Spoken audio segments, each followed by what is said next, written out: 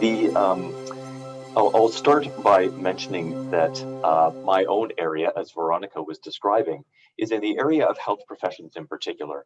And so recognizing, as Ed was describing, that there are different signature pedagogies and therefore different signature practices with regard to feedback, it probably should be mentioned that a lot of the work that I'm going to be talking about emerges from my own interactions and my own engagement with a large number of educators and students and learners throughout the health professional training programs, from medical students or health professional students into residency, which is the clinical training aspect of medicine, and then into practice. And so I've really been spending my time looking at the full range and think about learners rather than students for the most part when I'm thinking about the idea of feedback and how feedback relates to itself.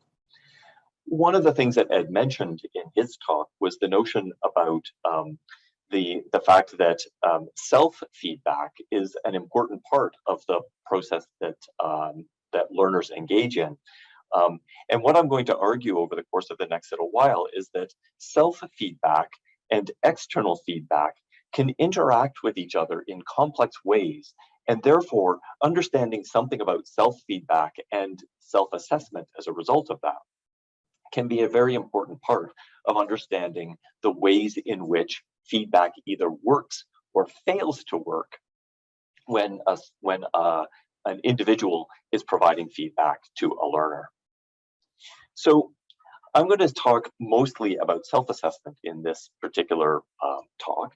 And when I go back and look at the literature in self-assessment, there is a large rhetoric around the notion of self-assessment and its value in learning and in continuing to develop expertise.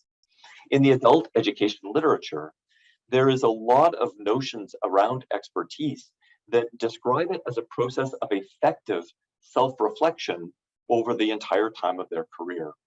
And so in adult education, there's often a lot of talk about lifelong self-directed learners, which requires a certain amount of self-assessment to be included. In the health professions and professions broadly, we see that they have embraced a philosophy of professional autonomy and self-regulation as an actual structure for what it is that makes up professions.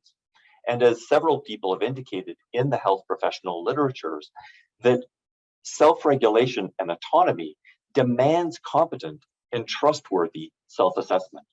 So there's lots of information out there, or lots of framings out there, that suggest that self-assessment is a really important part of the learning process and of maintaining competence.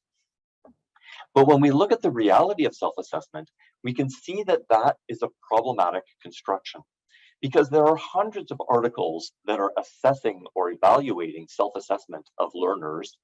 There are many literature reviews around this process, but there's really only one conclusion that you can draw from reading all of that literature and all of those literature reviews. And that is that self-assessment is generally poor for anybody who's trying to conduct it. When you look at the literature, there are really three key patterns of data that come about.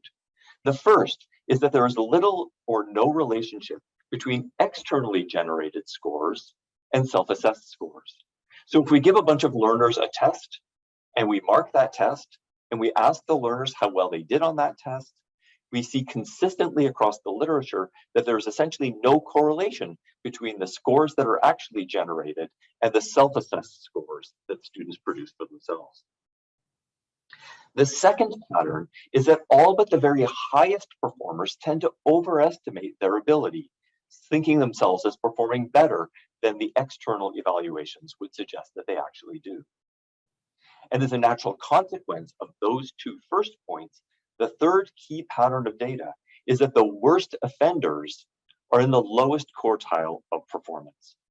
And this has very important implications for the ways in which we think about being able to support those who are struggling in a particular context.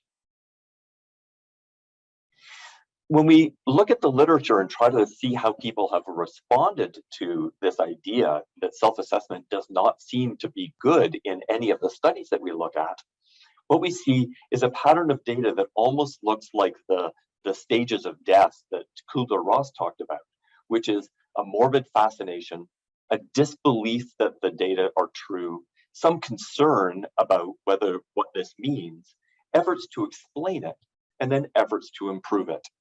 But we still haven't really seen what would be the final stage of Kubler-Ross's set of processes, which is acceptance. And so there still seems to be a general rejection of the idea that self-assessment is really poor among everybody.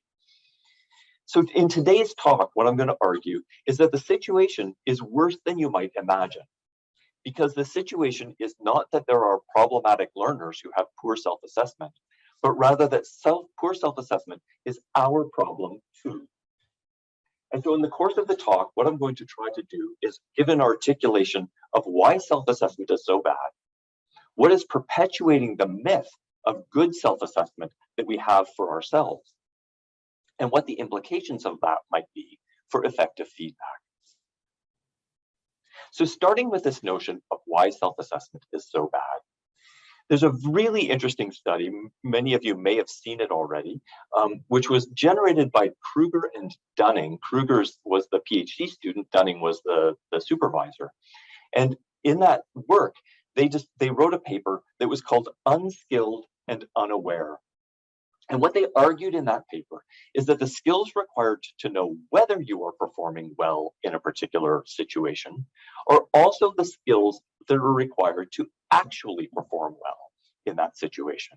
And so what they argued is that learners are in a dual deficit. Not only do they not know whether they're performing well or not, they actually don't necessarily know what a good performance looks like. Now, the studies that they used in order to explore that were looking at a number of types of skills in the context of university student performance. And the big study that's often talked about is this study where they were looking at students' performance on a grammar test. So this is at university level. The study that they did was to give a whole bunch of students a grammar test at the university. And then what they did was they divided the students into the worst performers, the second, the third, and the top quartile. And the pattern of data that you see on the screen here are the actual scores, because the lowest scores performed at an average of 12 percentile, the middle quartile at around 47%, and so at 37 percentile, and so forth all the way up. So these are the actual data. Then what they did was they asked the students to indicate their own performances and how well they think they performed on the test. And what they found was a pattern of data consistent with what we see in many, many places. That is to say, the pattern of data that you see here is very similar to the pattern that I was describing earlier. What you're seeing is that there's very, very little relationship between how well they actually did and how well they perceived themselves to do. That all but the highest performers tend to be overestimating their performance to some degree, and that the worst self-assessors, if you will, are in the bottom quartile of performance, where even they thought that they were performing above average. Now, if Kruger and Dunning had just stopped here, it would be one more of literally the hundreds of studies that we see that show this exactly the same pattern of data. But what Kruger and Dunning did was something interesting. They went back to the students in the bottom and the top quartiles, and they showed them performances of other students. So now they're getting a set of standards that they can compare their own performance to. What happened when they saw those performances and then reassessed their own performance? Well, perhaps not surprisingly, the individuals in the top quartile came to understand that they were performing better than they thought they were. And so they ended up raising their scores to be almost more accurate or closer to the performance that they had. What happened to the students in the bottom quartile? Remember, this is a set of students that are performing very poorly. They think they're performing well. Now they see other people's performances. And what is their response to that?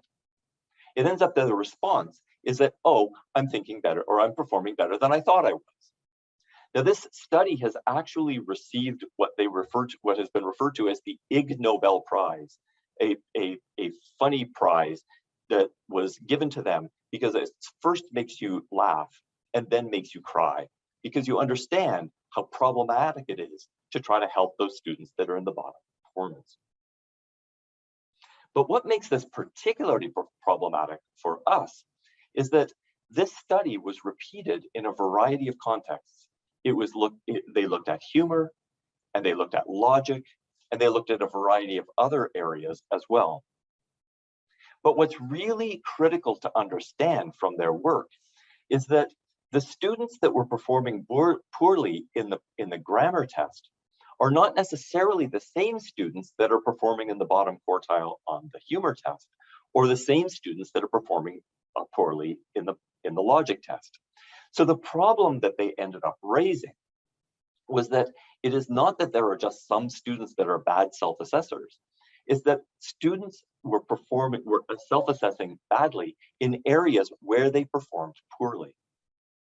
And so what they led to as a conclusion is that self-assessment is not a general trait of the individual. It's better for domains where you excel, and it is worse for domains where you struggle. And as a result, it often arises from what they described as local perceptual deficits, situations in which you don't really understand what a good performance looks like for that particular task. The implication of that is that in domains where you are most likely to need self-awareness about your performance are the domains where you are least likely to have it when you're trying to improve your performances in an area where you're struggling. So the irony of self-assessment, as Jeremy Taylor said back in the 1600s, is that it is impossible to make people understand their ignorance because it requires knowledge to perceive that ignorance, and therefore he that can perceive it hath it not.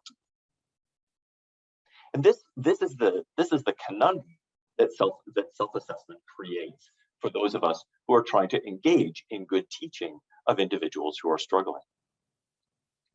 But there's an even further irony of self-assessment, what I refer to as the double irony of self-assessment, because the issue that we're struggling with as educators is that everybody thinks that this is a they problem, that there is a group of individuals out there who are struggling with self-assessment, and we need to somehow fix those.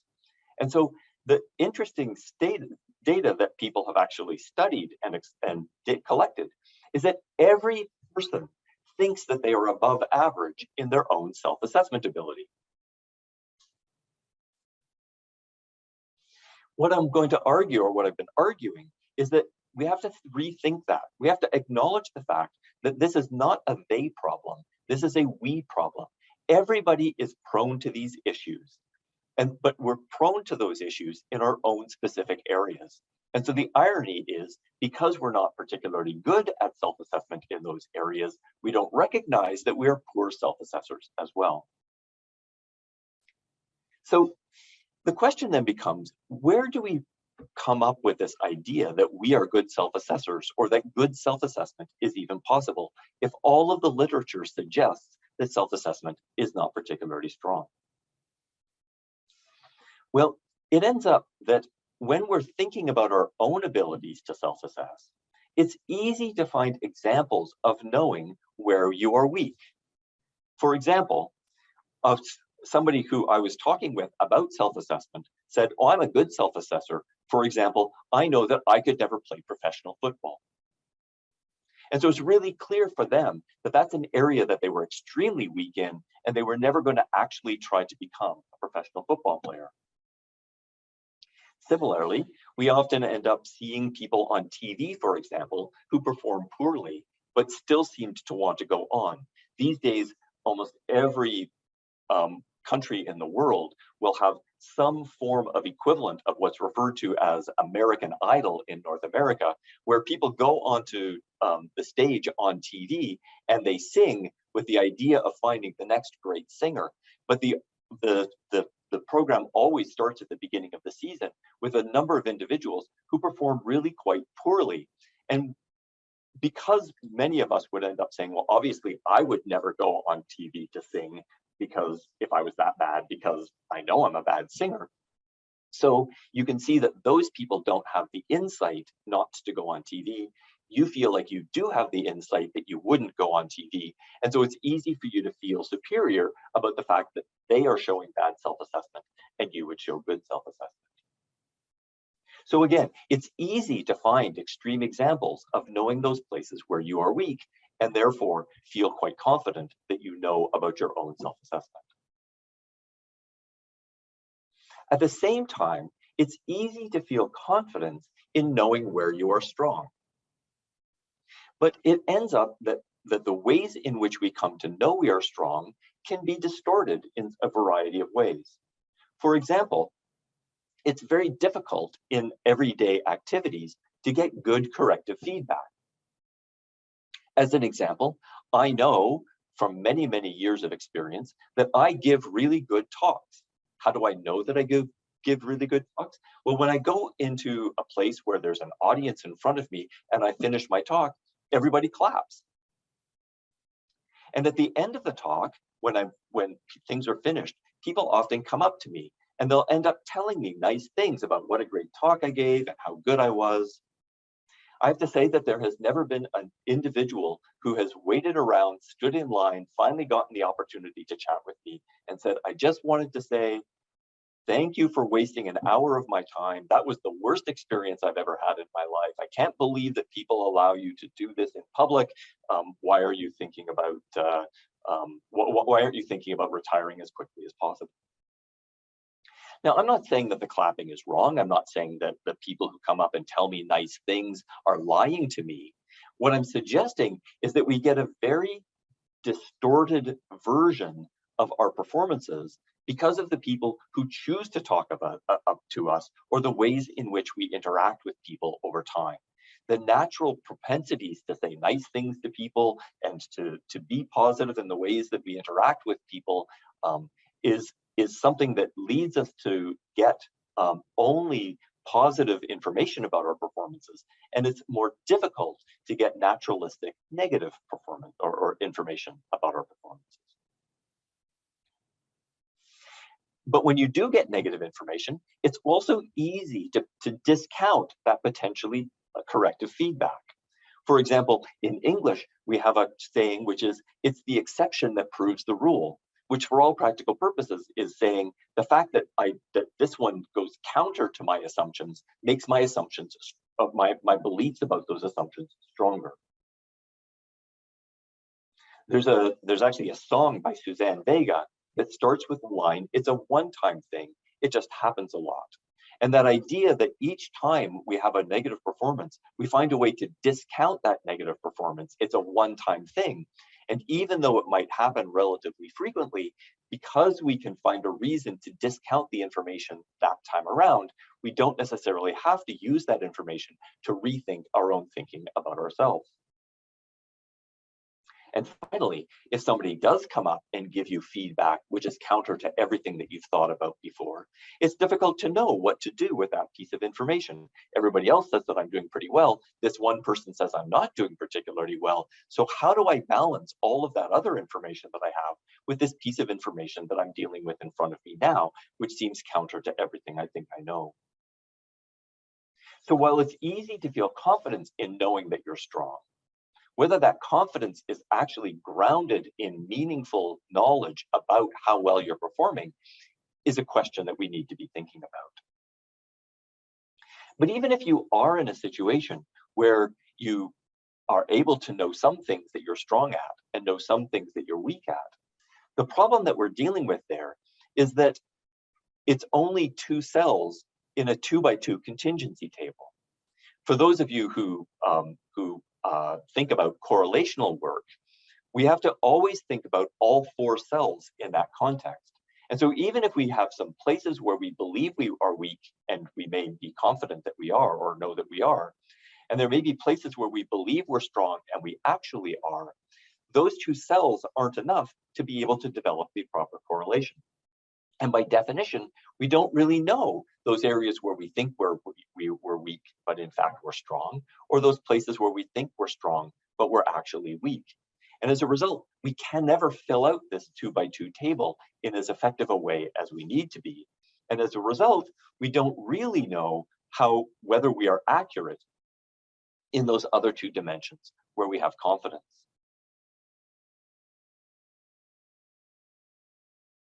So when we're thinking about all of these issues of self-assessment is generally poor, but we seem to be confident on our own self-assessment, we end up finding ourselves in this situation where we run into concerns about our own performance. In fact, very often when I give this talk, I give a bit of a warning at the front saying, if you believe anything that you do over the next little while is any good, then maybe you've missed the point of this talk and you should be worrying a little bit more about the nature of your performances. Remember, for any given skill, 25% of us are in the bottom quartile of performance. That's just math. And for those of us who are in the bottom quartile, many of us still think we're above average in performance on that kind of a front. So if you think you're above average at some particular skill, the question is, how do you really know? Do you know because you've watched other people perform and you can see that you're performing better than them? Well, if that's the case, then you have to ask yourself, which end of this curve are you representing?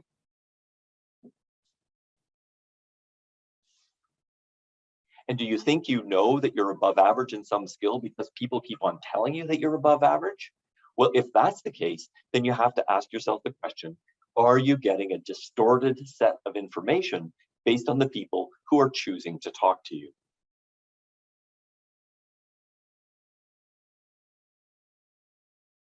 This is not a they problem, it's a we problem, and it has important implications for the ways in which we think about the entire process of providing feedback for others.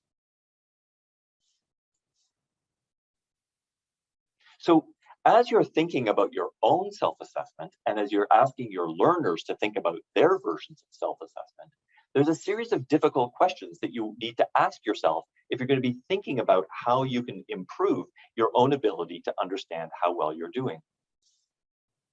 The first is the question is, what are your sources of data for developing an understanding of your current abilities? For example, what data would convince you that you're not as good as you thought you were? Is it other people telling you that you're problematic? Is it engaging in a poor performance at some point along the way? All of the literature suggests that that's not going to be the way that you end up changing your mind. And the reason is because of the second question. The question, what do you do with data that are inconsistent with your current belief about yourself? Again, this is the situation of the exception that proves the rule. It's a one-time thing, it just happens a lot, or nobody's ever suggested that before.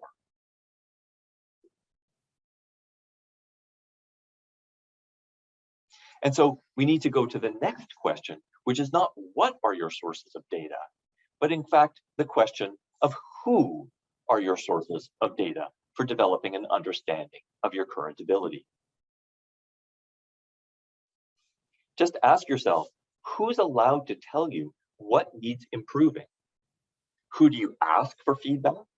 And who's allowed to give you feedback even when you don't ask? Many people don't actually have answers to these questions, much less the question, whose opinion do you respect so much that you would be willing to learn something hard just because that person said that you should? Now, these who questions become very important for our thinking about the ways in which feedback is going to interact with these notions of self-assessment. So there's several implications for feedback that this kind of thinking ends up producing. First, there are performance deficits that may arise from perceptual deficits. So when people are not necessarily performing optimally, it may in part be because they don't actually know what a good performance looks like. And that lack of knowledge of what a good performance looks like may arise from local perceptual deficits. And so the student may not actually be able to see what the teacher sees when the teacher is providing feedback about the performance. And the teacher may not be able to understand what it is to not see what they're seeing most obviously. Stephen Brookfield wrote a paper one time, which was talking about the difficulty of teachers having a blind spot, that they don't know what it's like to struggle in the area.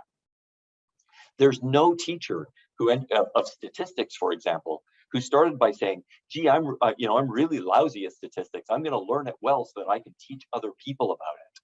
The people that are teaching statistics are people who naturally did well at statistics right from the beginning. And as a result, they've never had the experience of struggling with statistics. So when they see somebody struggling with statistics, they have a hard time understanding what that struggle is all about. And so as you're thinking about the ways in which you give feedback, when you're trying to say, look, this is obvious that you need to fix this, and here's some ways to do it, it may not even be apparent to the learner that they're struggling in that area and that there is, in fact, a poor performance that they are experiencing.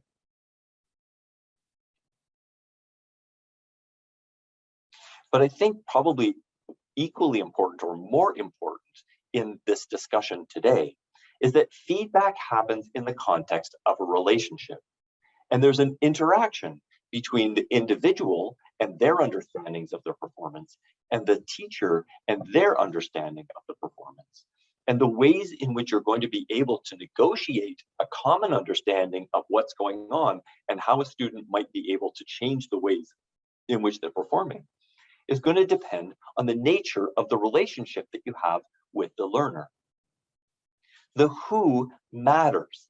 The learner, as Ed was describing, actually is worrying about things like the credibility of the individual who's giving the feedback.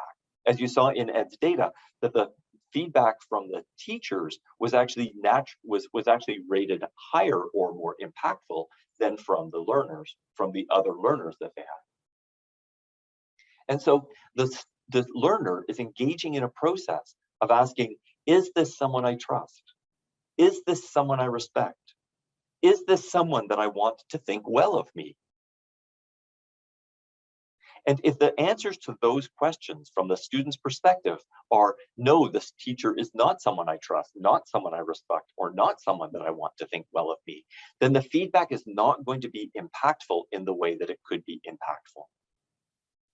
And so most of the feedback work that we've seen all focuses on mechanisms of delivery, ways in which to say it well, ways in which to interact with the student properly in terms of the delivery of the data, as Ed was describing, was the standard way of thinking about things. But in fact, the teacher is not a de facto accepted, credible source from the student around these issues of trust, respect, and somebody that I want to think well of me. And therefore, we need to be thinking not only about the idea of how we're going to deliver the feedback well, but we need to be thinking about how the student is perceiving their own performance, what they're seeing and not seeing. And we have to create a relationship so that the student is able to feel themselves to be vulnerable and willing to explore the difficult areas that they are struggling with, if they are struggling with those kinds of things. So a lot of the work around feedback or around self-assessment suggests that feedback isn't about the mechanisms of delivery. It's about the relationship that you build with the learner and the ways in which you leverage that relationship to co-construct an understanding of what is going on in this situation. And with that, I'll pass the baton back to Veronica. Thank you very much for your attention.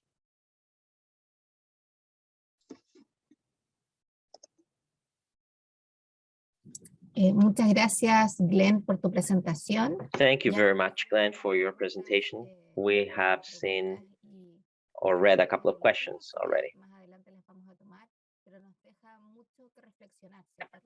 There's very much to think upon. So it's been a very interesting presentation. We have to think about the prior knowledge of our students and their perceptions. That's very, very good. So let us move on to our next presentation, which will be made by a team of scholars of the University of Desarrollo and of the University Alberto Hurtado. So Dr. Piedad Cabrera and Dr. Daniela Bruna will talk to us about feedback practices during the pandemic in higher education. Dr. Piedad Cabrera is the postdoc on Center of Studies and Development of Talent, CENTA UC, by the Catholic University of Chile. She's a Master on Science of Education, and she has a specialization course on intervention in crisis by the Catholic University of Chile. Her undergraduate studies are, she's got an undergraduate degree on education by the Pedagogical University of Colombia. So her research areas are methodologies of active learning and assessment. Dr. Daniela Bruna is a psychologist of the University of del Desarrollo and a PhD of psychology by the University of Concepcion. She's been working for 11 years at the University of Concepcion, and she currently is the director of the study program of psychology. She's an undergraduate and graduate professor and a researcher of the Research Center for Educational Improvement. Her research focuses on university teaching, promoting self-regulation in university students, and assessment for learning and authentic assessment. Thank you very much. Hello, good afternoon or good day. For those who are listening to us, something is happening. Okay, now I can turn my camera on. Thank you very much. I couldn't turn my camera on a minute ago. Well, good day or good afternoon, depending on where you are connected from. Today with Piedad, we have prepared a presentation that has the objective of showing what has happened during the pandemic with the feedback that the teachers give to their students and also with the ones that the students are receiving from their teachers, thinking that it is a practice in pedagogy that is very important, has a great impact in the learning process. And at least here in Chile, we did not have a culture of remote education. Therefore, this somehow really put us at a test, really tested us. So to begin, we think it's important always somehow to be able to show our position of why we need to put focus on a feedback of learning. There are different studies that show the impact that this practice has. We have evidence that shows that the assessment and feedback have a backwash effect or collateral effect that basically has to do with the students end up learning through the way that they are assessed. So if students are assessed with tests of closed questions that look for basic or mechanic results that do not allow reflection, or other things that Glenn was speaking about, then very likely that we will have students that in their way of behavior will be the same way.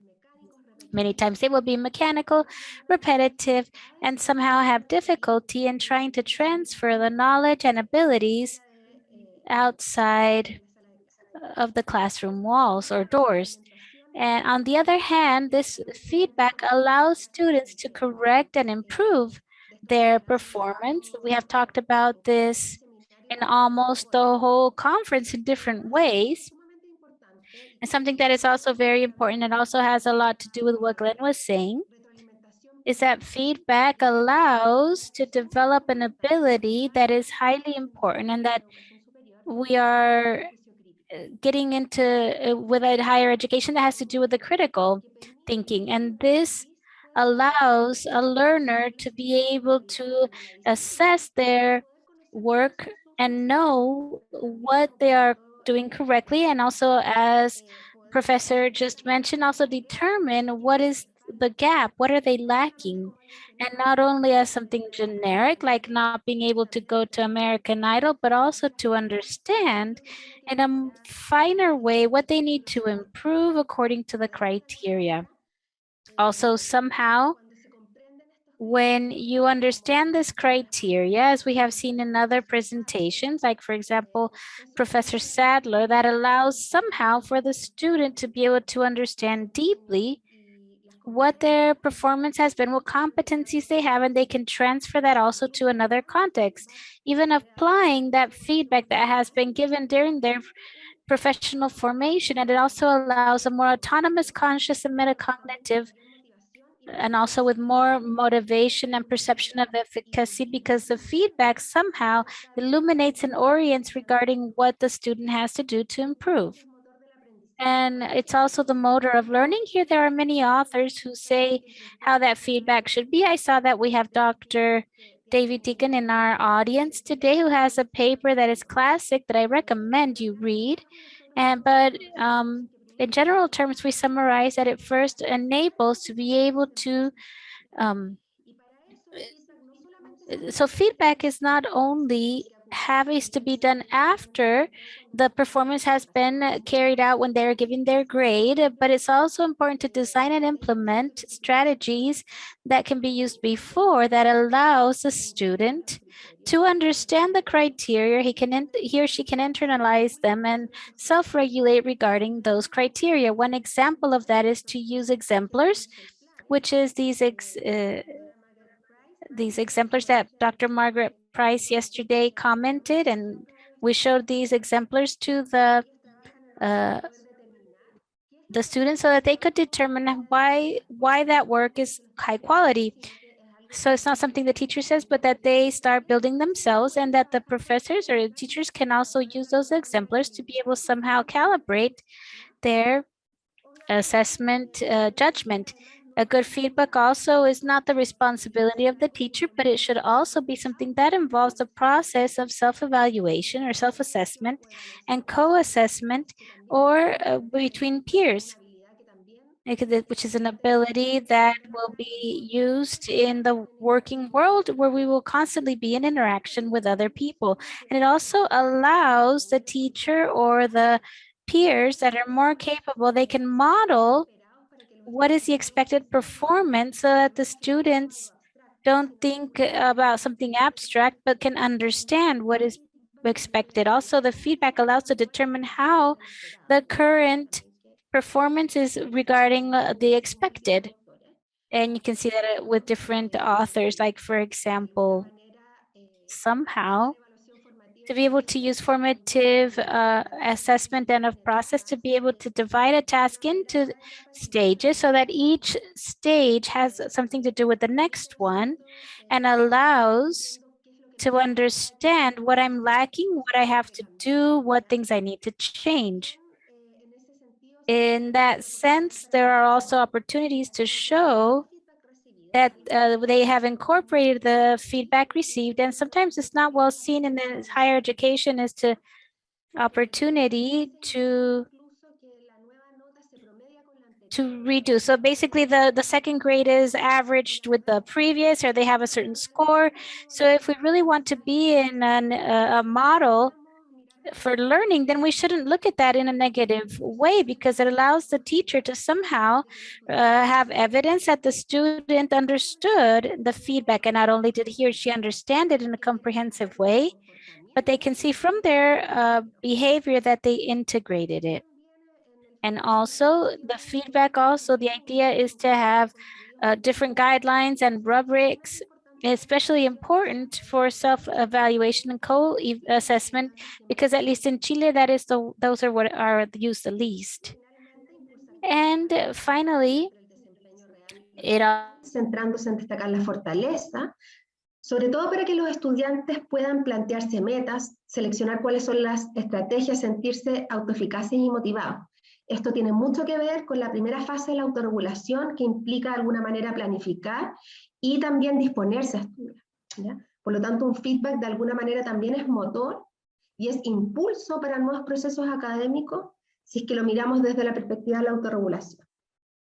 También un feedback efectivamente describe las debilidades, ¿ya? No solamente otorga un puntaje, que el alumno sabe a partir de ese puntaje que algo está incorrecto, sino que en el fondo hay que entregar el mensaje de mensajes descriptivos, ¿ya? Lo que permite que los estudiantes identifiquen sus áreas de mejora y además se entregan consejos directivos acerca de qué hacer para mejor, iluminando, como yo les decía, el camino a seguir. Ahora, ¿qué es lo que ha ocurrido en pandemia? ¿Ya? En pandemia, por lo menos en Chile, nos vimos de alguna manera obligados a subirnos a una transformación digital exponencial, ¿no es cierto? Como yo dije en un inicio y como también se ha hablado en otras ponencias, por ejemplo, en la primera de la doctora Villarroel, ella comentaba, ¿no es cierto?, que incluso lo común eran clases presenciales, ¿ya?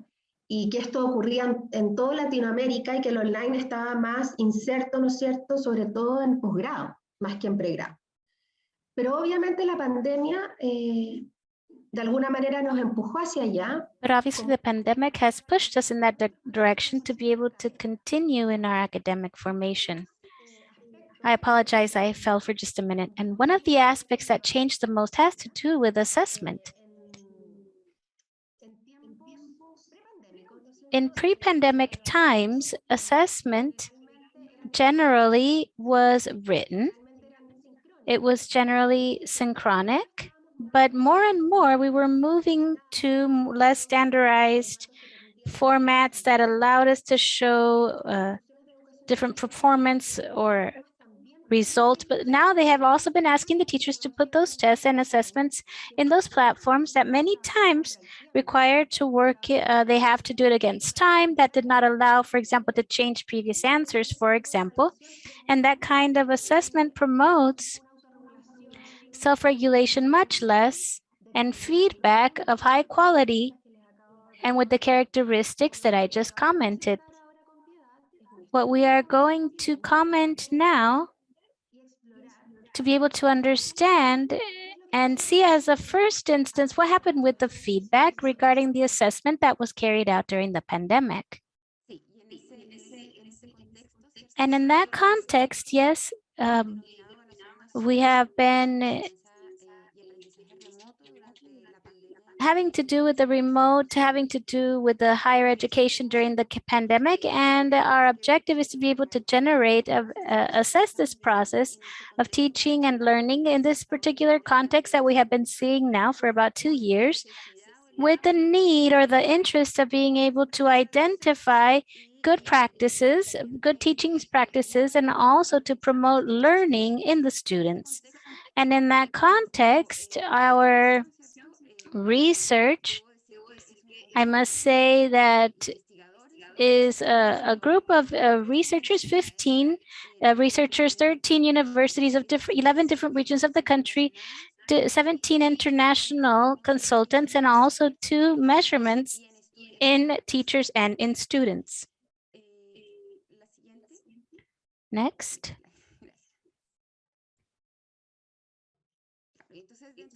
So within the participants, like I said, we had teachers and students. With the teachers or faculty, we had 505. Our N is 505. We had men and women, 57.2% are women, 42 are men. The average age is 45 years old. And it's also interesting to see the previous experience that they had in remote education, and we have 62% that had no previous experience, and they are teachers that have to do with 31 universities throughout the country. And at the level of the students, we have an N of 2,762 students. 53% are women, 22 are men, average age of 22 years old, and 69% of students who did not have any previous experience in remote education. And they belong to 31 universities throughout the country. What are our objectives? which are the central objectives of the research or the data that we have analyzed with Daniela to be able to present today from the quantitative and qualitative results. First, it has to do with describing how this feedback process of learning has been carried out during the pandemic from the perspective of the students and the Chilean teachers, and to identify what variables influence that the students benefit from this process, and the teachers or faculty use effective practices to be able to promote learning through feedback. And then finally, to understand what has been advanced or has not advanced with feedback using studies, that a study that was carried out previous or before the pandemic. So that is within our visual mark in this path that we are inviting you to come with us on.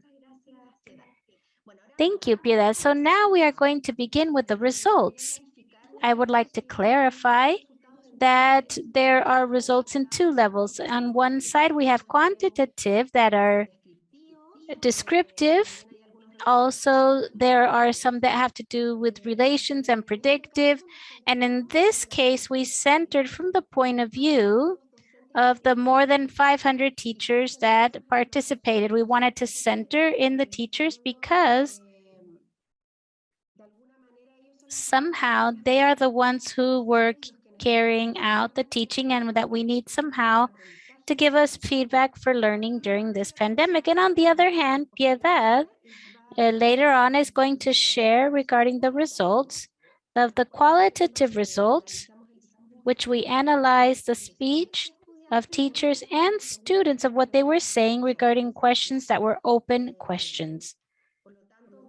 Therefore, I am going to begin with what did the teachers comment or the professors comment in that we analyzed. We made some questions that had to do directly with feedback practices. And what did we find? What I'm going to show now are the different practices that the teachers reported to use more frequently. On one hand, the indicator that they chose the most or that they mentioned the most is to give the students written comments in the assessments about the mistakes they made. On the other hand,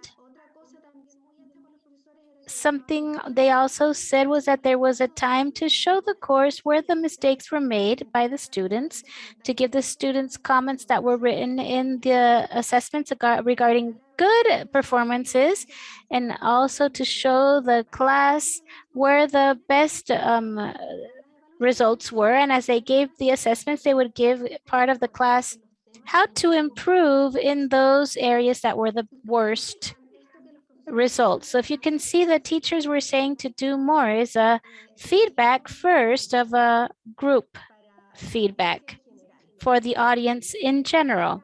And that shows more than anything the mistakes and what they did correctly carried out by the course in general. And on the other hand, there's also feedback that is written on the test with a comment.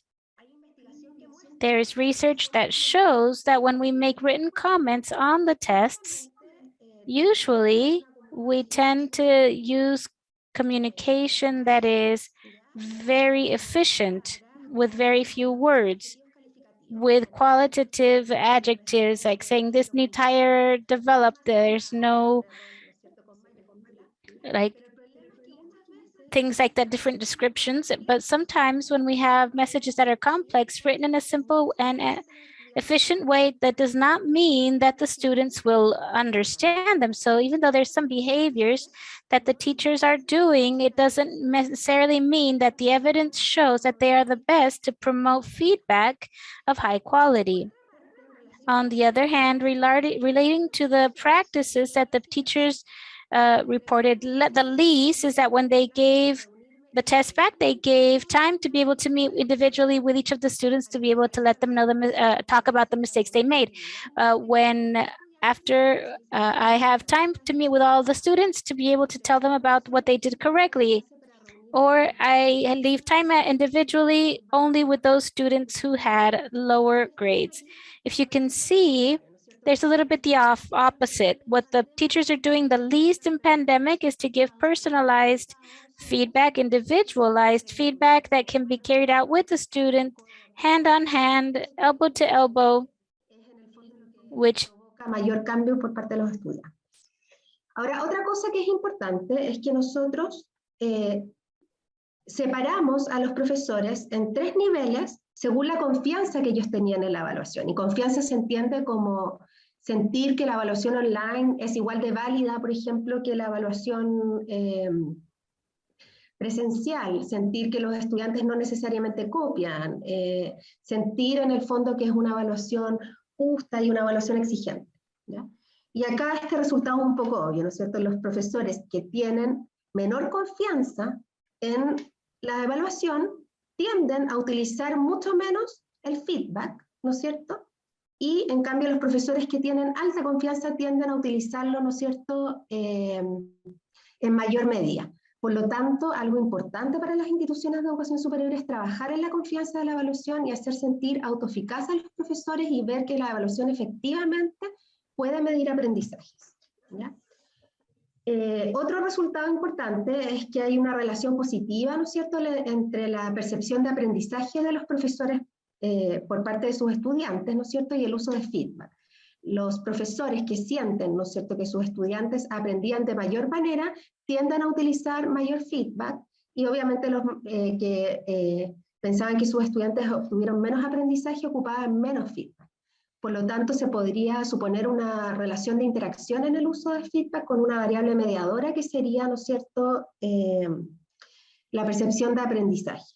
Por lo tanto, también es algo importante de trabajar con los profesores, ¿ya?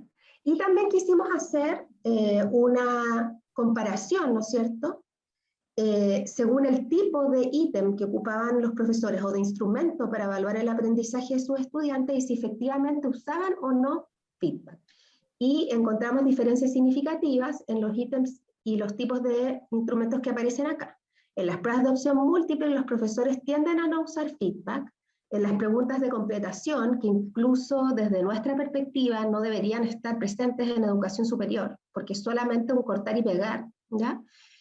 Tampoco los profesores tienden a usar feedback. En cambio, cuando los profesores utilizan ensayos, debates, aprendizajes por proyectos y trabajos de investigación, tienden a utilizar feedback. Y por último, hicimos un modelo predictivo a partir de variables del profesor para determinar cuál era el mejor modelo para predecir que un profesor utilice feedback. Y en general, lo que promueve más feedback es cuando los profesores realizan tutorías individuales con sus estudiantes. Entonces, algo importante que tenemos que mirar en educación superior cuando estemos en formatos remotos es cómo lograr que los profesores tengan el tiempo y el espacio para poder también tener reuniones, aunque sean pequeñas, de tutoría individual con sus estudiantes. Y finalmente, ¿no es cierto?, pensando en una ponencia que yo hice la semana pasada, que mostraba como qué es lo que había pasado con la autorregulación en pandemia, quisimos también mostrarles este resultado que es interesante, porque hicimos un modelo predictivo de ciertas prácticas docentes y hasta qué punto predicen la promoción de la autorregulación. Y encontramos que las actitudes y percepciones al construir y evaluar, al construir y aplicar evaluaciones, que tiene que ver con, por ejemplo, cuáles son las creencias epistemológicas que tiene el profesor, si está más instalado en un modelo constructivista, y si es que en el fondo entonces hace preguntas de respuesta a lo mejor divergente, ¿no es cierto?, que no son blanco y negro, entre otras cosas, ¿no es cierto? Y el uso de retroalimentación, junto con otras variables que tienen más que ver con la enseñanza, como el enfoque del profesor, su percepción de autoeficacia y la diversificación de prácticas de enseñanza, predicen la autorregulación. Por lo tanto, muchas veces los profesores ponen en último plano la evaluación y la retroalimentación, pero aquí podemos ver que están al mismo nivel de importancia y que en conjunto con otras también predicen la posible autorregulación del aprendizaje. Bueno, ahora vamos a enriquecer estos datos cuantitativos, ¿cierto?, con la mirada cualitativa de docentes y estudiantes. La siguiente, por favor. Ya, entonces, vamos a ver que se conceptualiza la retroalimentación o se ve la retroalimentación, ¿cierto? Con una función más de regular el aprendizaje. Y aquí es interesante comparar los discursos desde los docentes como desde el estudiantado, porque los docentes en este espacio remoto, ¿cierto? Que hemos tenido que experienciar desde la docencia, ocupamos la retroalimentación como una instancia, ¿cierto?, para corroborar que de verdad está existiendo aprendizaje o los estudiantes están aprendiendo, ¿no? Entonces, les permite también la retroalimentación desde la voz de los profesores, ¿cierto?, hacer un mayor seguimiento del avance de cada uno de los estudiantes y poder corroborar, ¿cierto?, no solamente el avance en contenidos, sino también en habilidades, en conocimientos que los estudiantes van aprendiendo a medida que van avanzando en el desarrollo del semestre.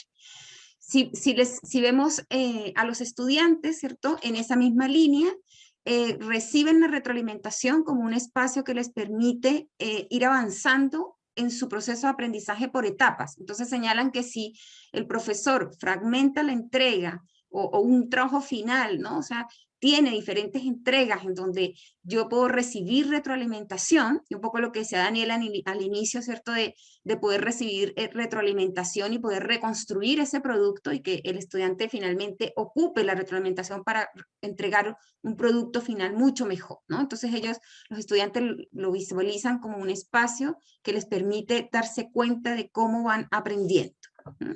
Y obviamente, ¿cierto? La posibilidad de poder corregir y corroborar si por el camino que están tomando, ¿cierto?, van bien o qué tanto necesitan ajustar su ruta de aprendizaje para encauzar su proceso. El otro elemento importante que encontramos desde lo cualitativo, que es la siguiente transparencia, ¿cierto?, tiene que ver con la retroalimentación como parte del diseño curricular. Y aquí es importante también, incluso con los datos que mostró Daniel ahora sobre autorregulación, ¿no? Como la retroalimentación, en vez de verse como un elemento final en el diseño curricular, toma un lugar importante dentro de este diseño.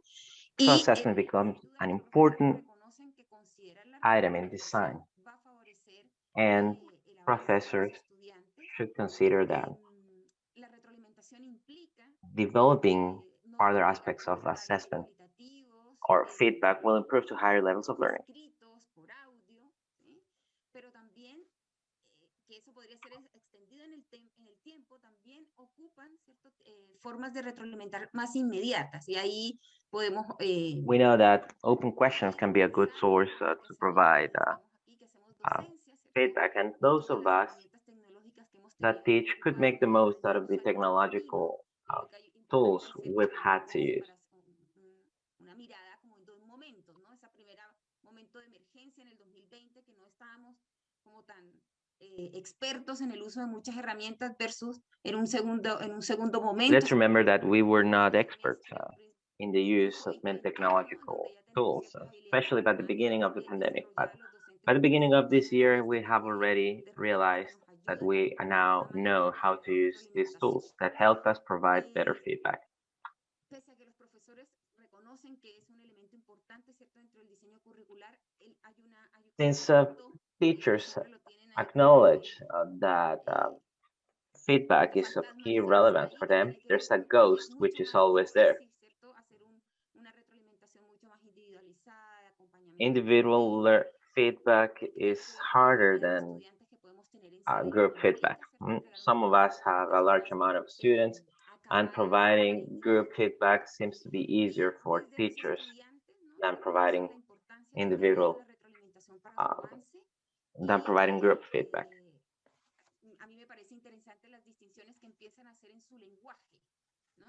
Teachers or students provide us with clear comments on how feedback enriches their educational process, and they start describing the progress they make in their process. And feedback becomes an important element, which helps them take over knowledge. And this element of sense of competence is perceived by both students and teachers. which perceive how students take over their own learning process. And now let me explain in more detail what I mean by sense of competence. Students point out that feedback is effective when comments enable them or allow them to keep on learning. When they are told what mistakes about the mistakes they made, when they get a close feedback, or as the predictive model puts it, in terms of tutoring. And before rendering a final product, formative assessment or formative feedback plays a key role in the students' learning. Now, let me move on to the next slide. Daniela, if you're so kind. The next slide has to do with the ways feedback can be promoted in assessment. We know that there shouldn't be feedback only from the teacher to the student, but there should be, or there can be, peer feedback as well, and self-assessment feedback plays a key role.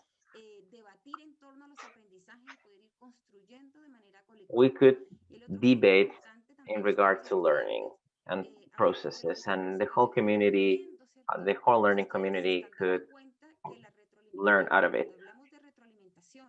When we mean feedback, or so that there's really, so that there is a real feedback or authentic feedback, there should be a loop.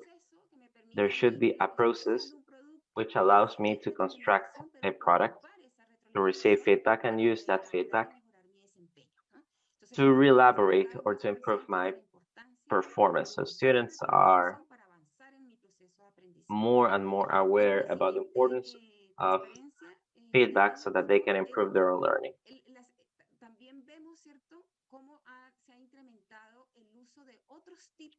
We also see that the use of other types of assessment has increased, especially in quantitative outcomes, essays, research projects,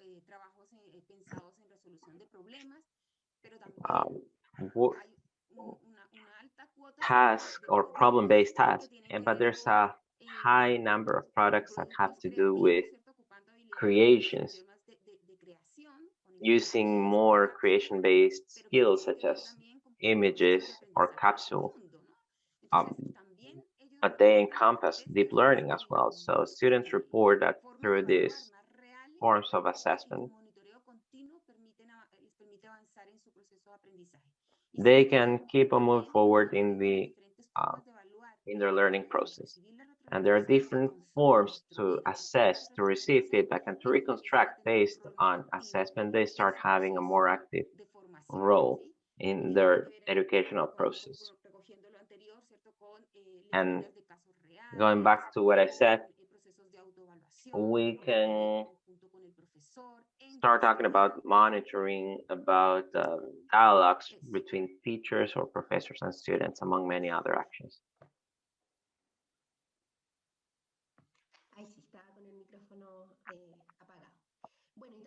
So I can continue.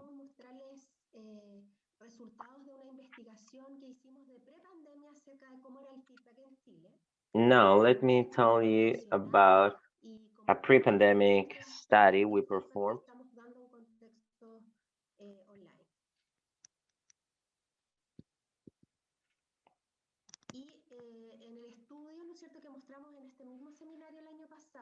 So, in this seminar last year, well, we had talked about a study we conducted based on a questionnaire we adapted from Australia, and we found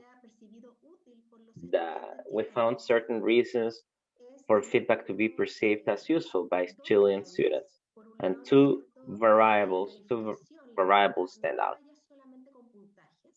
Grades should not be assigned only in terms of scores, but also in terms of comments, oral comments or written comments, which allows students to understand their grades, and the level of comprehension plays a key role. So if we think about online performance, it is important to look for different ways to explain grades, to provide comments through different modes or methods, email, platforms, debates, audio messages, etc.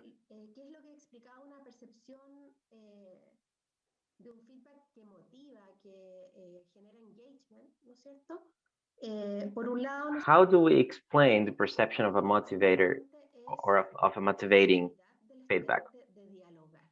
Well, students should feel at ease when dialoguing.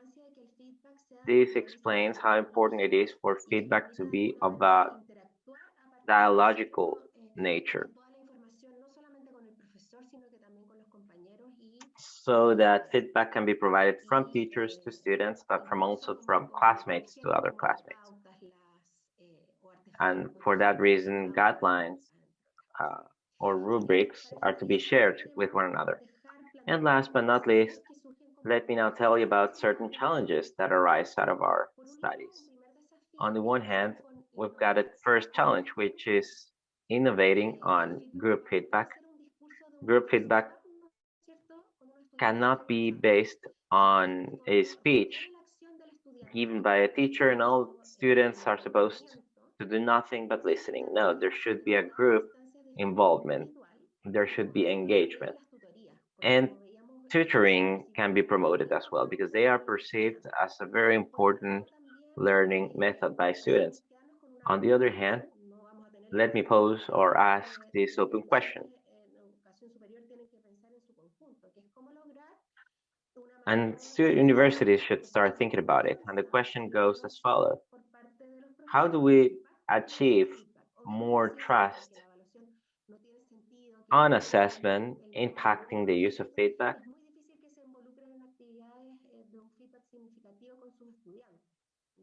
It's quite hard for students to be engaged if they receive no feedback from their professors or teachers. And number three, well, there's another challenge because feedback should be promoted institutionally in order to engage more students and to promote their learning. Purposeful assessments are to be promoted as well.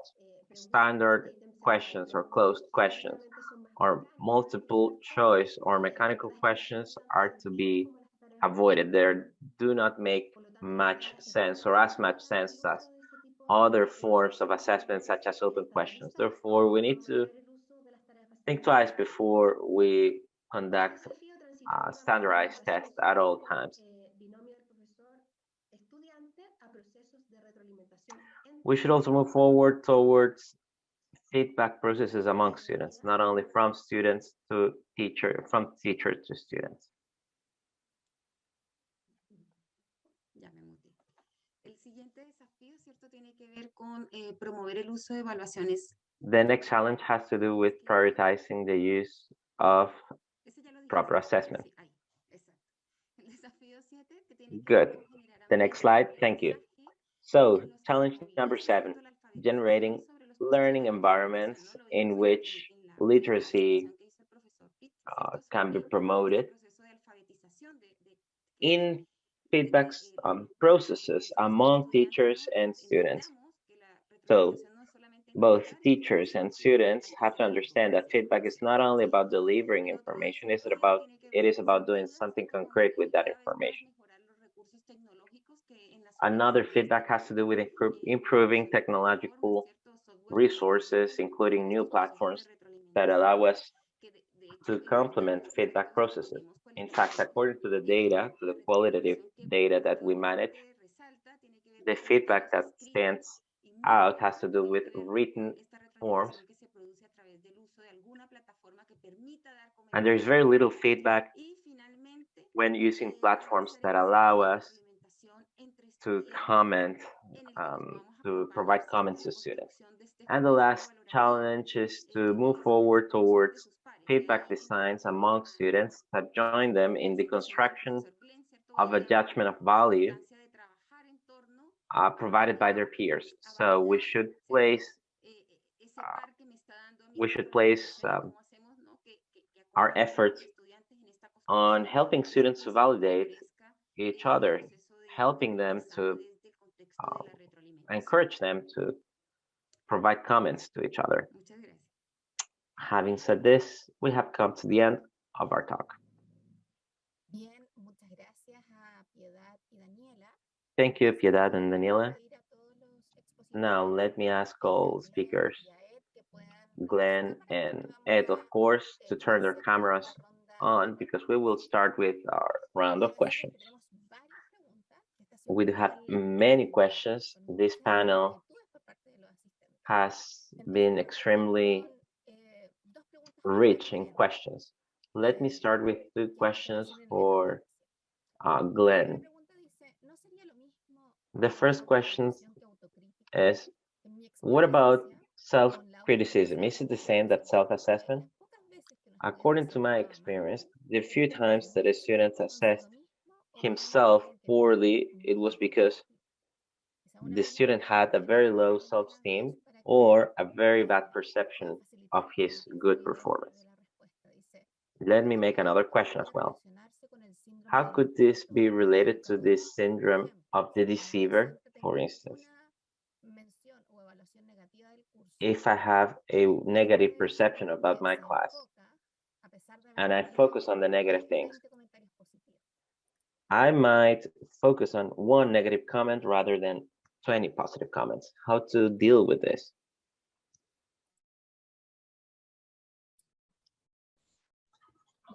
Thank you, Veronica, for the opportunity to reflect on that particular issue. It's of course, these things are all quite complicated, and there are all sorts of factors that layer into the complexities of the responses that people have to performances and the ways in which they interact.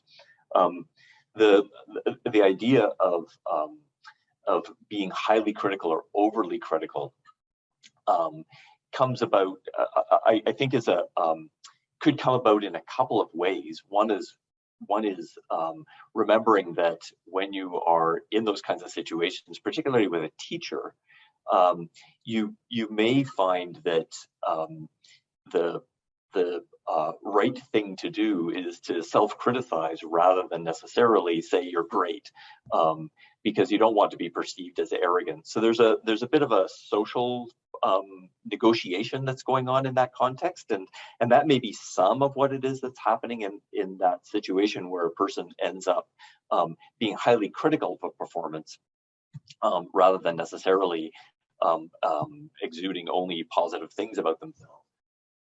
But the other piece about that puzzle, which is really interesting, and you sort of described it as a person who has low self-esteem.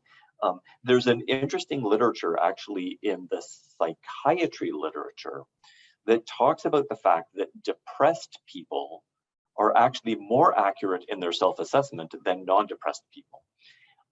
And the argument that they make in that context is that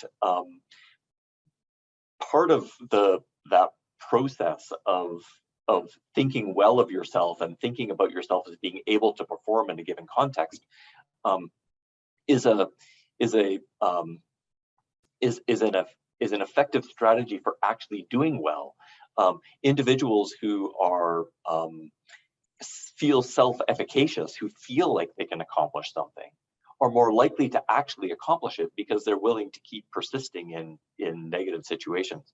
And so when a person has a low self-esteem and assumes that they're not going to be able to do well, then they tend to give up more quickly than other circumstances. So a lot of this this work focuses around the idea that positive self-regard, positive self-esteem is a really important piece of the puzzle in being able to perform well. And as a result, people have actually argued that it's almost a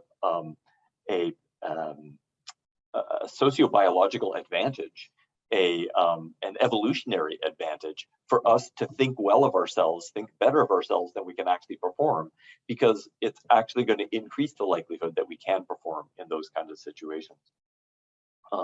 Which actually raises the second sort of moves into the other section that Tina had asked about, that notion of focusing on one problem or one bad comment in all of the work.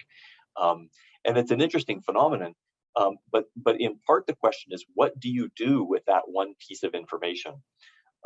So there's an interesting literature in psychology that says that gamblers, people who continue to gamble, tend to focus on their losses more often than they focus on their wins. But when they're focusing on their losses, the reflection that they're engaging in is explaining why those losses don't count.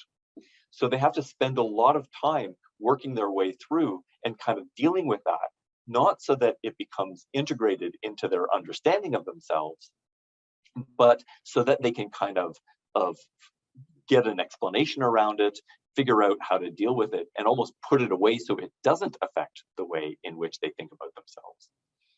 So that question, and again, I don't want to make any comments about how you deal with that one comment, because you may not deal with it exactly as other people do. But in general, what usually happens is people will focus on that comment, grapple with it for a period of time, until they are finally willing to kind of accept it in a way that allows them to put it to the side, rather than to incorporate it meaningfully into how they deal with things or change things on a day-to-day basis. So again, it speaks importantly to that notion about what reflection on performance is for. And we tend to think in the self-assessment literature, everybody in the self-assessment literature tends to think that it's for the purposes of getting a better understanding of where you're performing poorly. Whereas a lot of the literature that we see in the self-efficacy literature and so forth, and psychiatry literature, talks about it as doing that self-reflection for the purposes of repairing any damage to the ego that might have arisen from that negative blow.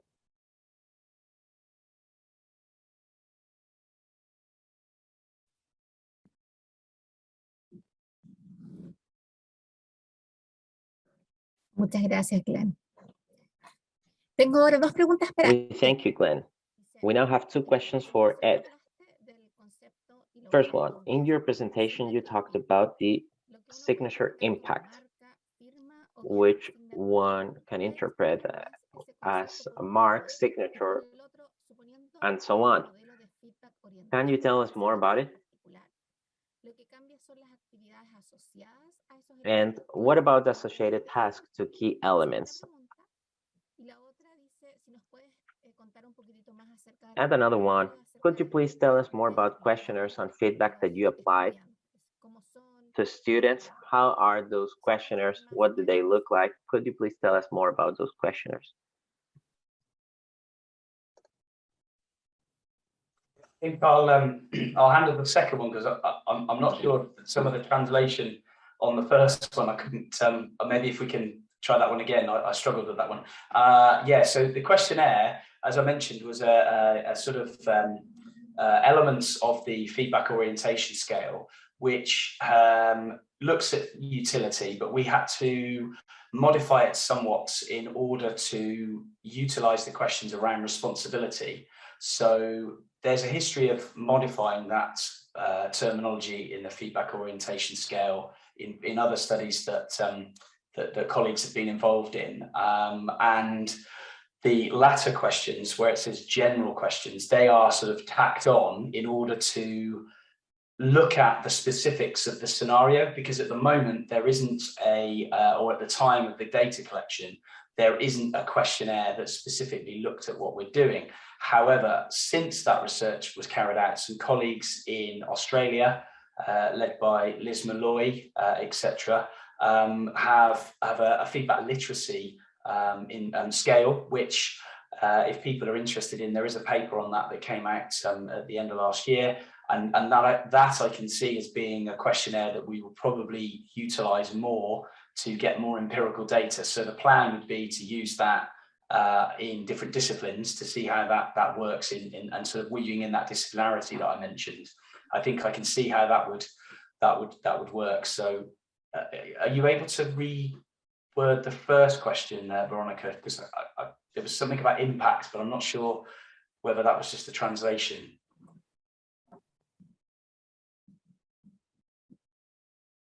Sí, quisiera, la pregunta tiene que ver con respecto a este modelo que tú So presentaste. the question is about this model de signature feedback. that you Si puedes talked about this signature feedback. si es Could you please tell us about orientado signature a una feedback? asignatura o subject en particular. Is it oriented towards a particular subject? Los aspectos clave a ese modelo cambian las actividades. What changes about that model when we apply it to other subjects? What can you please tell us about it? Yeah, so yeah, so that is what our thinking is. So we had various different examples in our special issue. There was one on theory of science in high school pupils, actually, and how consequential and evaluative feedback is manifested in that. We also had examples from sort of in the medical education world through near peer mentoring. I'm sure Glenn's familiar with that from colleagues. Merrily Penman carried that out. So we've seen different ways that it's interpreted. So the model that we've proposed, there will be elements that will appear in many different disciplines, but one of the issues is that sometimes students don't readily understand the disciplinarity of the subject that they're studying.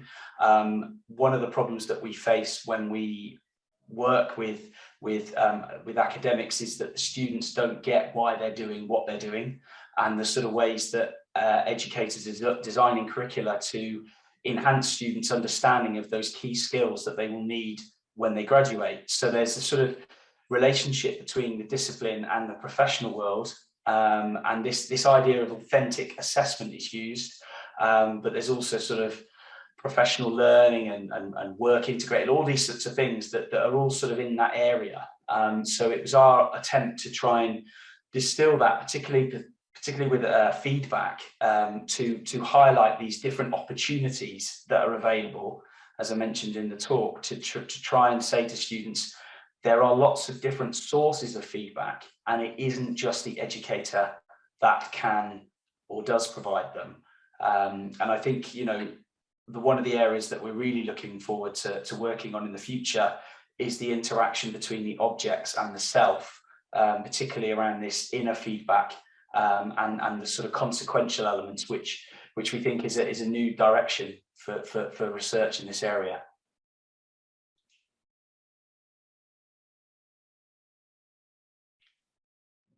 Muchas gracias, Ed. Ahora tengo una pregunta para Daniela y Piedad. Dicen, Thank you very much, Ed. I've got a question for Daniela and Piedad. De la retroalimentación. Yo un poco salió en los datos cualitativos, ¿no? Una cosa que hablábamos con Daniela. Would you please tell us about curriculum design and feedback logic? Sure, we can. In our research, higher education students now perceive some of the key elements that they perceive they should learn. So they know they will have to learn certain goals. They know they will have to focus on learning goals because they will be required to perform professional tasks in the future. Therefore, when we as professors or educators develop or design a curriculum, we should make sure we include visible learning outcomes and visible achievements. Teachers or professors should design curriculum by being aware that self-assessment will have to play a key role.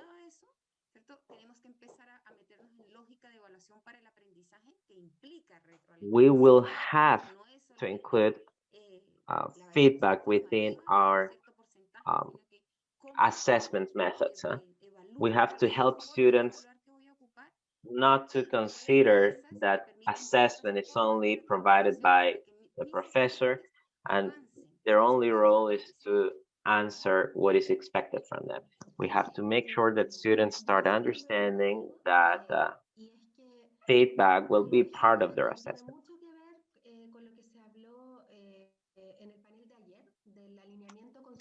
We talked about it yesterday. This has to do with constructive alignment. A curriculum is not a collection of plans, programs, literatures, books, contents, or learning outcomes.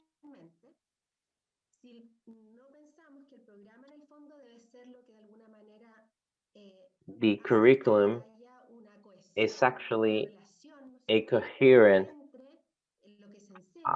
document that provides an explanation between what is taught, how it is taught, which evidences will allow us to actually make sure students understood, and how we will assess students. So the curriculum is not only about content. Curriculum is not only about where we want to get at. The curriculum should anticipate how students will be assessed. If assessments and feedback are provided at the very end of a class, students will keep on learning traditionally, which might be incoherent with the way professors are teaching. In fact, innovation should be more teaching oriented rather than assessment oriented. We have to innovate in the way we teach. And because we change the way we teach, we change the way we assess content and learning. Thank you, Daniela. Thank you. We have received too many questions. Let me try to select them. I've got another question for Ed. What's the relationship between moral components, self-efficacy, and the types of feedback that are developed within the classroom? What are the critical challenges to incorporate such issues in teaching practices in higher education? Yeah, I saw this one in the chat. I used the translate to get ahead. I think the moral component is something that we are increasingly seeing as a very contextualized within certain disciplines, and certainly in the UK, the challenge of teaching those sort of uncomfortable topics, and there are challenges with introducing those and how you might discuss those in a way that is fair to everyone and is open and with different opinions. I think the comedy example was actually quite a good way of demonstrating that, because I think that's probably a discipline where there is the potential for some real issues in relation to topics that one wouldn't necessarily always discuss. And also, you can't necessarily control for the audience's likes or dislikes of particular subject matter. So I think one of the ways that the educators tried to do that was to give the students opportunities to test out in a more convivial environment before being let out to the masses, as it were. So the end of the assessment was actually a sort of audience that the students had never performed in front of.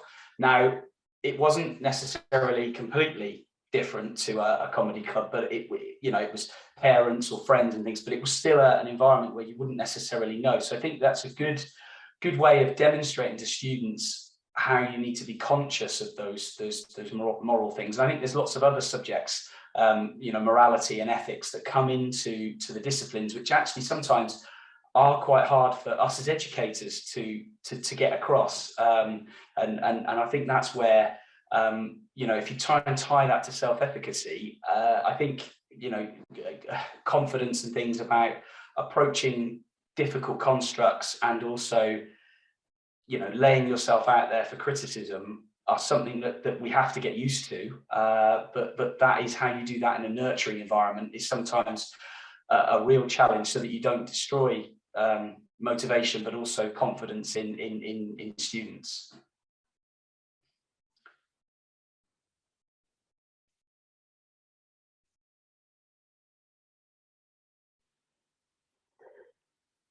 Muchas gracias, Ed. Y ahora tengo una pregunta para Glenn y voy a Thank tratar you, de... Ed. I've got a couple of questions for you, Glenn. They are similar. Which information do students use to assess themselves? Probably that's a dilemma. If they have different ways to assess themselves, their self-assessment could be more effective. Peer feedback is not always effective, or a rubric is not always effective as well. I'm not sure whether students could improve their learning by just listening to others' feedback.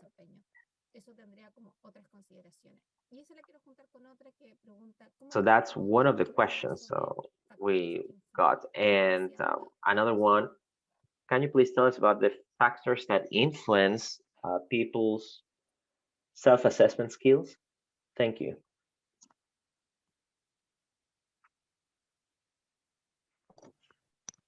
Yes, thank you, Veronica, for another great set of questions.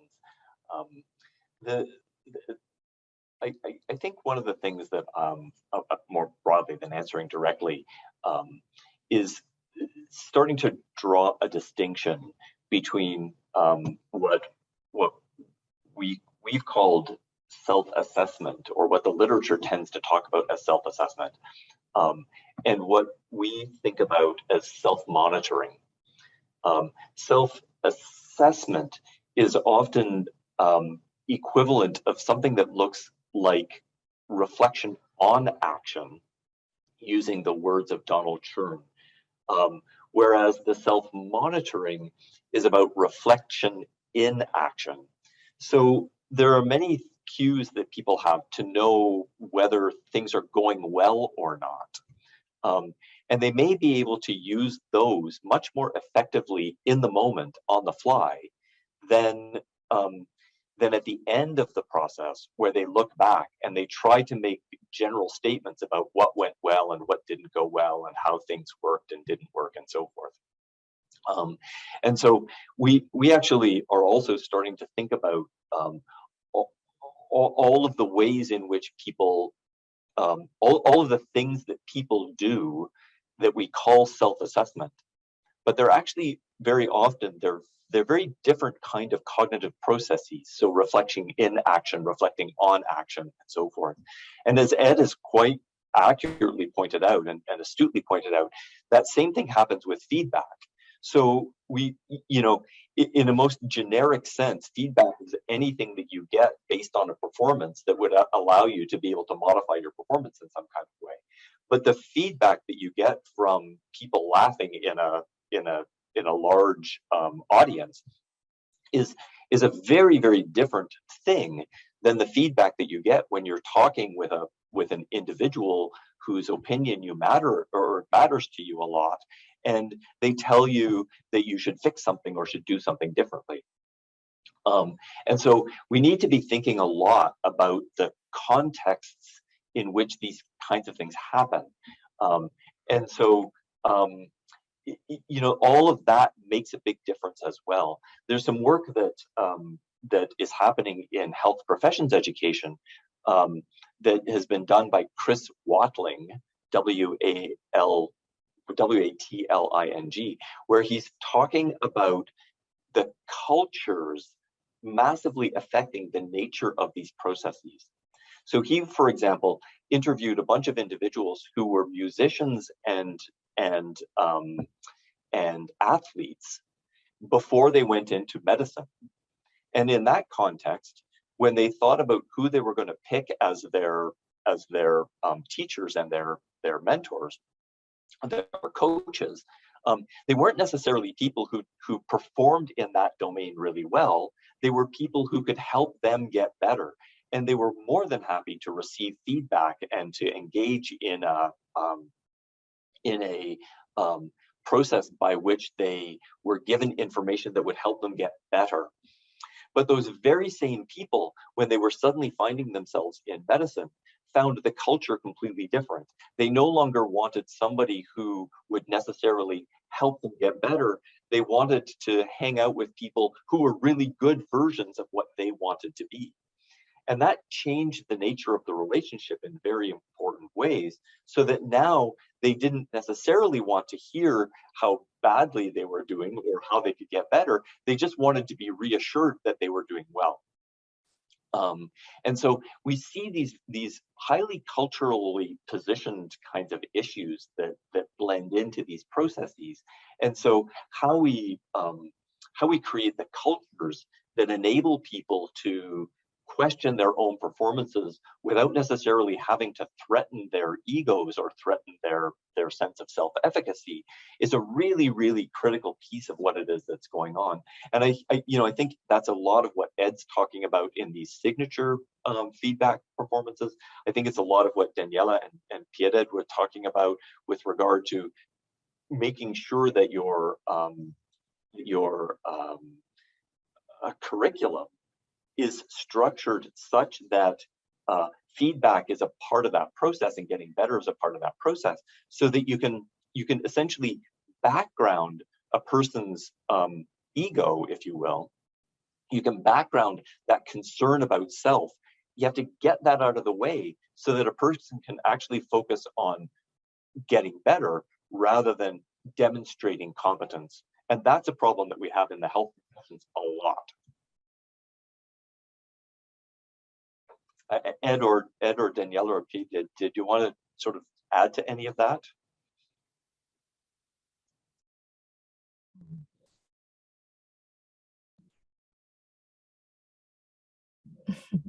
Gracias, Glenn. En la misma línea, pensando un poco en lo que dice Glenn, Daniela, te quiero preguntar, Daniela y Thank you, Piedad. Glenn. Daniela and Piedad, let me ask you, based on the same of the outcomes that you mentioned, one of the practices least reported by professors has to do with having individual meetings with students to explain to them which mistakes they made, or to have meetings to address why some students have had extremely low performances. Students seem to give a rubric, seems to provide a piece of paper, or seems to provide feedback in large groups, rather than providing individual feedback. And Glenn has told us how important providing feedback is. How could we convince professors or teachers to provide more individual feedback? Bueno, convencer a los docentes para el cambio es todo un tema, que hay líneas de investigación en relación a cómo hacerlo. Por ejemplo, no sé, Lisa Postarev en Finlandia, ¿no es cierto?, ha estudiado mucho cómo hacer cambios, ¿no es cierto?, incluso epistemológicos en los docentes. Y hay varias formas de hacerlo. Uno es mostrar resultados a los profesores, ¿ya? Mostrar resultados acerca de qué es lo que dicen los estudiantes, qué es lo que dicen los profesores, qué es lo que dice la evidencia, y calibrar eso, así como lo que proponía Margaret Price, a partir de estas como comunidades de aprendizaje que se juntan y entre todos reflexionan y ven cuáles son las mejores formas de poder hacerlo, ¿ya? Ahora hay otra cosa, en la presencialidad los profesores sí hacían este tipo de reuniones individuales. Muchas veces cuando daban feedback de evaluaciones hacían efectivamente algo grupal y dejaban un espacio individual, ¿ya? Además también está las conversaciones entre comillas de pasillo o los horarios de atención que tienen los profesores. Pero obviamente en pandemia eso se convirtió en algo mucho más difícil, ¿no es cierto? Entonces acá entra para mi gusto también la responsabilidad de las instituciones, de entregar también condiciones a los profesores para que puedan realizar eso, ¿ya? En Chile en general, no solamente en educación superior, sino que también en educación escolar, incluso según la OCDE somos el país que está al lado de que menos horas de planificación y diseño y corrección de las evaluaciones tienen los profesores fuera del aula. En general se paga como por las horas de clase lectiva. Entonces yo pienso que en pandemia vale la pena reasignar ciertos recursos para que los profesores puedan tener horas pagadas para hacer esas tutorías, ¿ya? Y algo que es súper importante también es que el feedback interactúa con la autoeficacia que tienen los estudiantes. Los estudiantes que se sienten más autoeficaces se van a beneficiar muy fácilmente del feedback porque quieren mejorar, ¿ya? En cambio, los estudiantes que tienen baja autoeficacia en general incluso evitan el feedback, porque muchas veces entender el error les angustia más y en el fondo tampoco sienten que ese feedback les va a servir. Entonces también otra cosa es que esas reuniones de tutoría deberían ser estratégicamente planificadas. A lo mejor no con todos los estudiantes, sino con el grupo de aquellos estudiantes que más lo necesitan, que más requieren mejorar, que más necesitan clarificar los comentarios escritos del profesor, ¿ya? Y que tienen estas dificultades de autoeficacia y de autorregulación importantes. Solamente agregaría para complementar que los resultados de este estudio, ¿cierto? Son interesantes o debiesen ser interesantes, ¿cierto? Para las universidades y para los equipos de docencia universitaria porque nos están mostrando que hay que invertir en alfabetización docente, en retroalimentación, pero no solamente en los profesores, sino también en los estudiantes, ¿no? O sea, not only on professors and teachers, but on students. Now, the pandemic has taught us that we need to make sure that students are learning and not just doing copy-paste from the internet.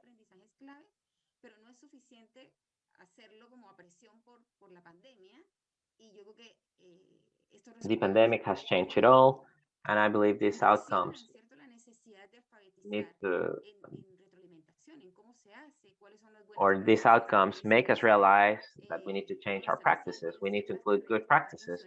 We need to implement best practices. Some study programs have been completely reshaped, and we can adopt their good practices as well. Now, under this scenario, we know many things have changed, and they will continue changing. One last question. As all of you know, we do have another panel which is about to start. In fact, many people are waiting already. Many people are already waiting for the next panel. And this question goes to you, Ed. Last year, Gabby Brown asked a similar question, and David Nickel asked this question. So, you separate the inner feedback from external feedback in your talk. Is that not a dubious separation? Is not all feedback actually inner feedback? Teachers provide information. Students generate feedback. So, in self-monitoring, the benchmark is something inside yourself, an internal feeling or a memory of a past performance. But do students not self-monitor when using outside information? I think calling this self-monitoring and separating it from self-assessment has hampered progress in this field. This same mechanism is at play for all feedback generation. Yes, thank you for the question, David. And I was kind of expecting that. And I think Gracias. I think there's a sort of there's a discussion going on in these talks, in these conferences, in the literature, where the idea of internal feedback is a very cognitive concept, obviously, and I don't disagree with exactly what David said.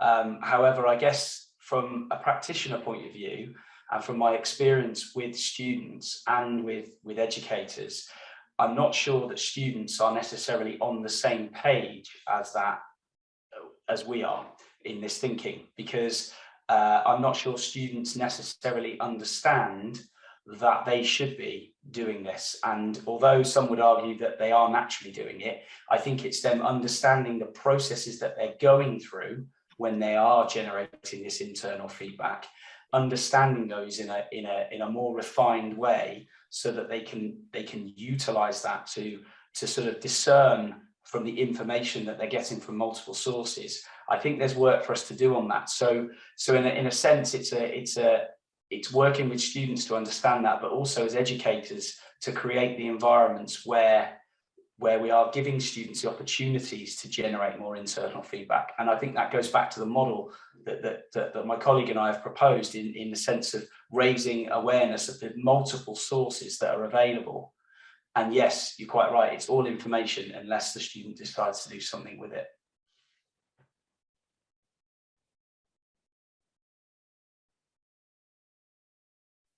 Ok. Muchas gracias, Pete. No sé si Glenn está Thank escribiendo. you, Ed. Glenn, I think you were typing something. Would you like to compliment Ed's answer? No? So let me thank you for today's talk. It's been an interesting one. We've been able to complement our ideas.